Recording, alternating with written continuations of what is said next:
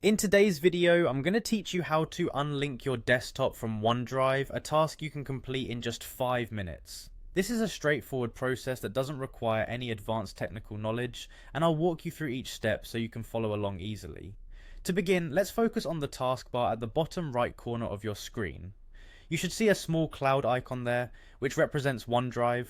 Click on this OneDrive icon to open up a small window.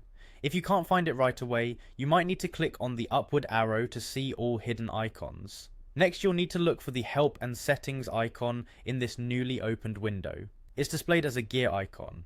Clicking on this will open a menu where you'll find various options related to OneDrive. Once you've clicked on the gear icon, navigate toward and select the option labeled Settings. This is where all your OneDrive configurations and controls are held, so it's a crucial step in unlinking your PC. After selecting Settings, a new window will pop up with multiple tabs to choose from. Now switch over to the Account tab. This tab manages the accounts linked to your OneDrive application and provides options to disconnect them.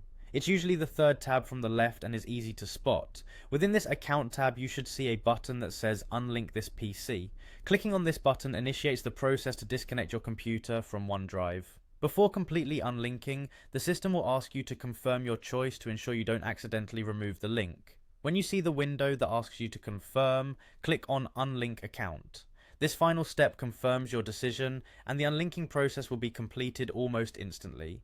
After you've done this, your desktop will no longer be synced with OneDrive, meaning files and folders in your OneDrive won't automatically update to your PC, and vice versa. However, the files will remain accessible online, or wherever they were backed up, so you won't lose them. Remember, this process removes the synchronization feature, but if you change your mind, you can always reconnect your PC to OneDrive by signing in again.